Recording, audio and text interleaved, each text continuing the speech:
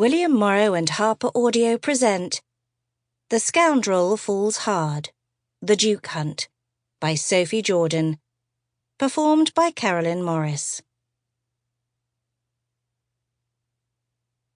For my cousin, Laurie Duke, you've been in my life from the very beginning.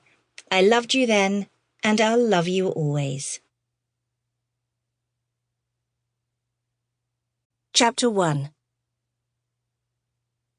There was an angry mob outside, and what they wanted was inside Gwen Cully's shop. She tugged off her thick work gloves and tossed them aside.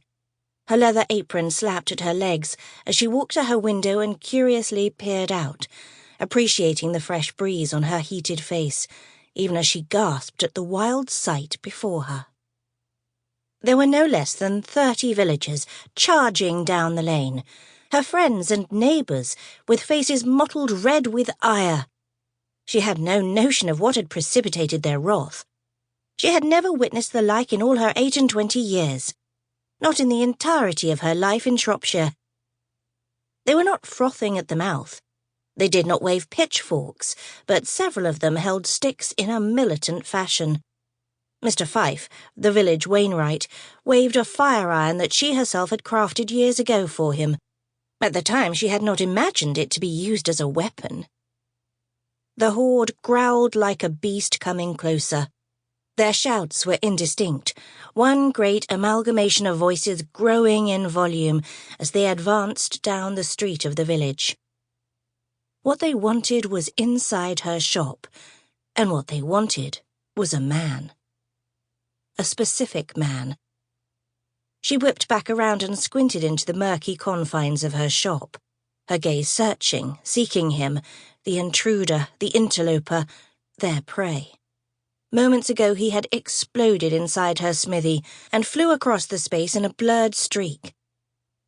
Hands on her hips, she peered into the shadows before moving cautiously past her burning forge. She found herself wishing for additional light. Less lighting was needed for her work, so she could better see the glow of heated metal. And yet she wished for the full light of day now, as she came to a stop and glared down at the figure concealing himself in the corner behind a work table. Although conceal was not really the proper word. Indeed not. The man was too big to be concealed anywhere. Even crouched as he was, she could see at once he was a veritable giant. Impressive shoulders and biceps filled out his jacket. His thick thighs strained against his trousers. Her stare fixed there on those muscled tree trunks. It was with some difficulty that she moved her attention away, sliding her gaze lower, assessing the boots that hugged a pair of well-muscled calves. She blinked and swallowed, and reminded herself that she was irritated and not enthralled. With a form like that, she would have assumed him to be a man accustomed to work and vigorous labour, and yet his garments told another story. He was dressed as a gentleman of means, but she had never encountered a gentleman who knew a thing about hard work. His jacket was made of the finest merino wool, and his boots expensive Hessian leather. Gentleman or no, he had done something wrong. Something grave indeed for the villagers to be after him. "You're trespassing," she accused in a stern voice, her gaze resting on his face and not that riveting body. Although his face was equally distracting. He stared up at her with wolf-dark eyes, framed by lashes much too long and thick for a man. The face possessing those dramatic eyes was too rugged to be called pretty, but still quite arresting. On anyone else his nose would be too large, but it fit his granite-carved features perfectly. She swallowed. Altogether he was the kind of man she admired. At least physically.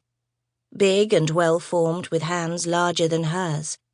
Able to carry her from a burning building if the need ever arose.